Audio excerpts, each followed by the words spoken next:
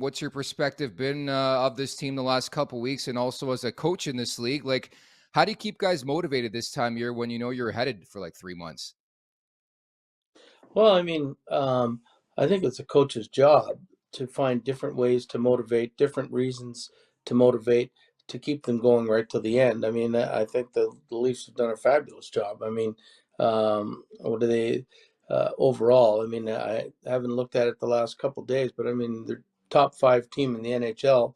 So I mean, and there's sometimes there's not a lot of reason on back to backs to play your best, but I mean they seem to come up with it. They lose a game, they get mad. There's a lot of inner pride on the individuals in that team, and then they don't lose two or three in a row very often, if at all. And I mean, to beat Nashville 3-2 when they needed to win this game as bad as any team in the league after coming off a really tough, hard fought game in Carolina.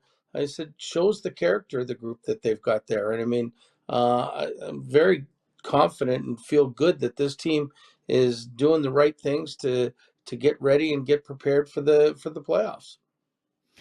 Gabby, are we making too much of this Sheldon Keefe, Michael Bunting thing? I'm sure this type of stuff happens a lot, not only on the bench, but behind the scenes, right? Yeah, I mean, I think in the Canadian market for sure. I mean, they look, I mean, uh, who knows? Maybe Michael wasn't having a good day. Maybe Sheldon wasn't having a good day. Maybe Sheldon was just trying to tell him something that he already knew. Maybe, he just finished having a bad shift. He didn't want to hear anything. I mean, but I mean, it happens. I guarantee that everything's okay. I remember I had one little outburst with Ovechkin in 2010. Yeah. And I mean, the next day I just came up to him and I said, "Hey, Alex, we okay?" And he said, "Yeah, we're okay. We're good."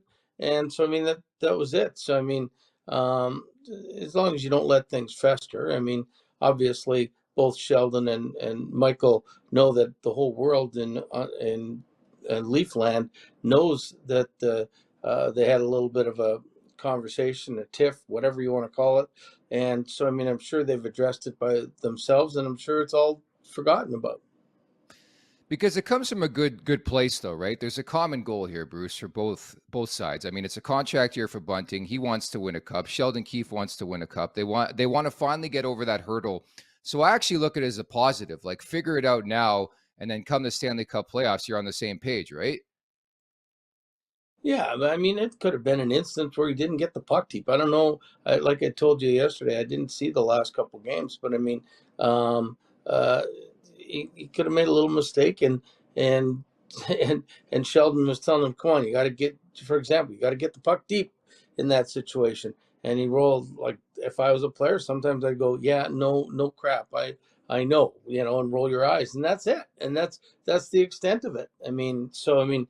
I think we make mountains out of molehills, especially in the Canadian market, Toronto, Vancouver. I mean, every little thing that goes on, um, people pay attention to. I remember times when I'd be just before practice, be skating around the ice, and you just talk to guys, and I talked to one player one time a little longer than I would normally do it, and at the end of the scrum, everybody was saying, "Hey, is everything okay with you guys? You were talking to this guy a little longer than normal. What were you talking about?" Like, I mean, their eyes are on everything. So, I mean, again, like I think we make more out of it than not. And I think the Leafs are in great shape, and I think they're ready for the playoffs. Yeah, pretty much this market to a T here, Bruce. And I was talking before he came on that Ryan O'Reilly is back skating with his team again. It helps that it's an upper body injury, so his cardio should be in check. I ask you this, as a head coach in this league, where do you think is the right spot in the lineup? Is there a right spot in the lineup right now for Ryan O'Reilly? Do you utilize him again with John Tavares and in the top six, or do you might maybe look at him in a shutdown role as a 3C? Well, I mean, in the playoffs, he's won the Conn Smythe. When he was injured in St. Louis and he came back, I mean, he came back with a vengeance. Now, let's understand here, like he skating with the Leafs, but he's been skating for a while now. Yeah. I mean, it was his finger that was broken. They've got their skills coach probably out at 8 in the morning, and they're going through 45 minutes of conditioning probably every day for the last 2 weeks. I'm guessing, because that's what we would have done on teams that I was on. So when he's putting on a jersey and he's coming back and he's skating with the Leafs, he's as soon as his finger is ready to handle the puck and everything, he's going to be ready to go. He'll be in shape. I'm never worried about that. Um, Again, the question is where does Sheldon want to use him? Uh, Me personally, the strength of every team is down the middle, and if you add, uh, I mean, the Leafs can score a lot. I mean, they don't need to score anymore. They're already one of the highest scoring teams. So I mean, if you could use him on a shutdown role on the third line, and have a guy that can shut down teams and score goals and gets up for big games, to me that would be the best place. But I mean, I'm not there at practice. I'm not there at games.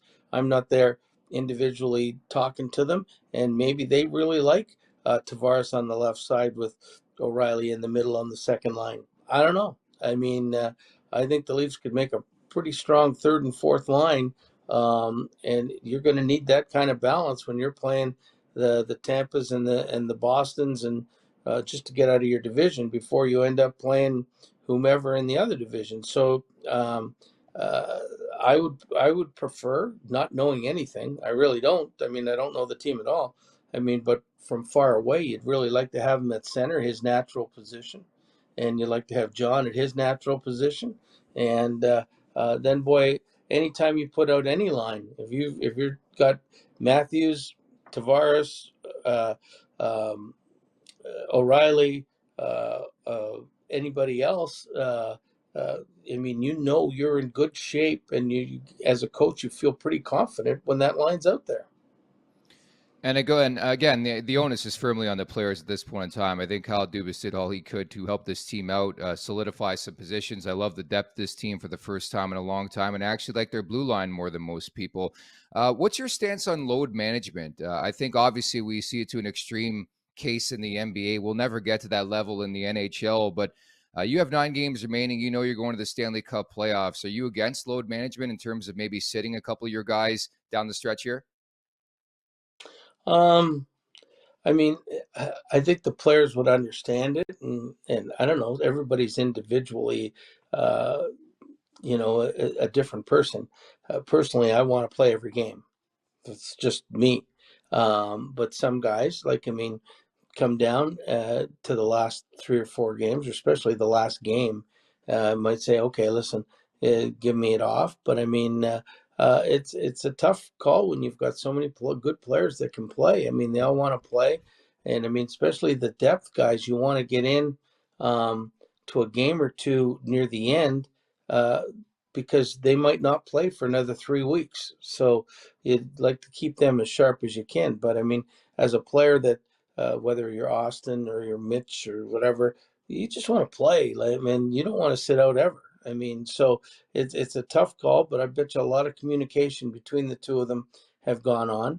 I mean, it's when I had it in Washington and the team that had 122 points in Yeah. 2010, we had the same situation as the Leafs here. I mean, we picked up 4 or 5 guys at the trade deadline, and we thought, okay, we got a potential to go a long ways here, so we need the depth.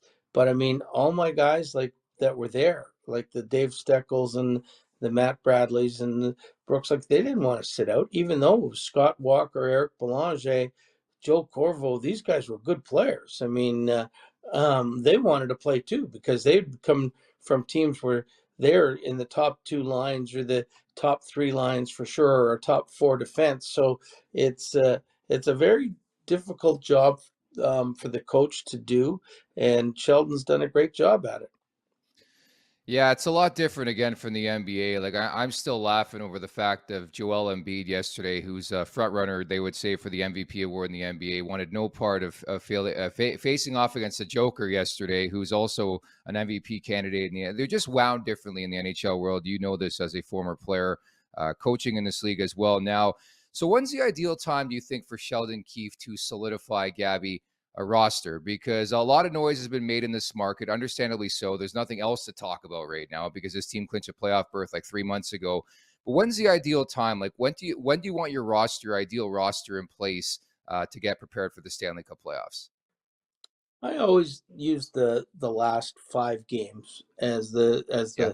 the target of getting ready. I mean, I think sometimes you get a little anxious and you say, okay, let's go the last 10 games, but then all of a sudden that's almost a month, and then you got another hopefully 2 months of really tough work here. So sometimes that's a little bit too much because every team has their sense of urgency. I mean, you look at the teams that are fighting just to get in now. I mean, their sense of urgency was a month ago. And I mean, it's tough to be up for every game. So I think the Leafs are going about it the right way.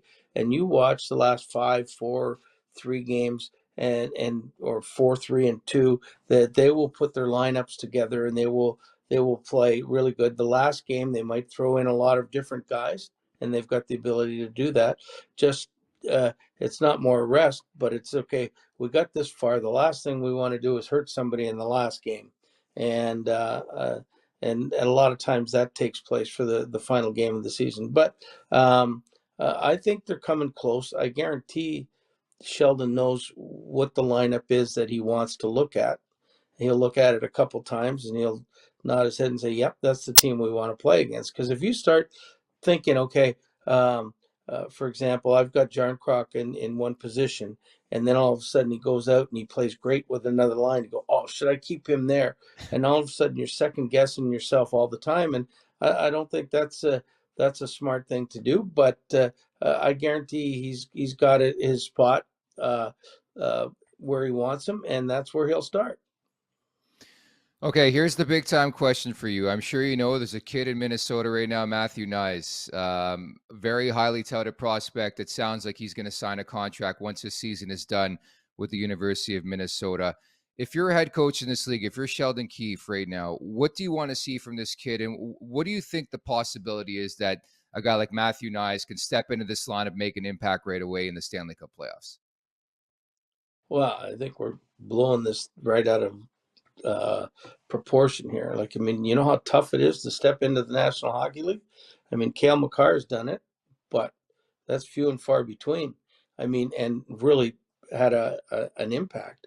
Uh, if this was uh, Anaheim, absolutely, he'd step in, be on the first line. You'd want to show him what he can have. But it's the Toronto Maple Leafs. I mean, one of the one of the best teams in the NHL.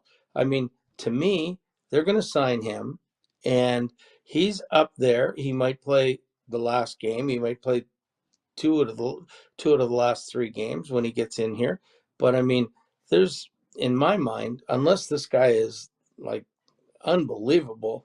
I mean, where's he going to crack? He's been a top 3 forward or top 6 forward in Minnesota at college, and now all of a sudden he'd be playing on a third or fourth line probably. Is that the spot where he would fit? I don't think so. I mean, he's here to get acclimated with the NHL. He's here to know the guys so that when training camp comes next year, he is ready to play and he feels comfortable coming into the lineup. If all of a sudden he comes in and he's like unbelievable, well, then that's just an added bonus. But I mean, I think that in Toronto we put way too much pressure on this kid. He is coming in as a college player that's never played an NHL game. The expectations of people are just out of this out of control, and just let the kid be, and just to soak up what the NHL is all about. And if he gets a chance to play, he'll get a chance to play.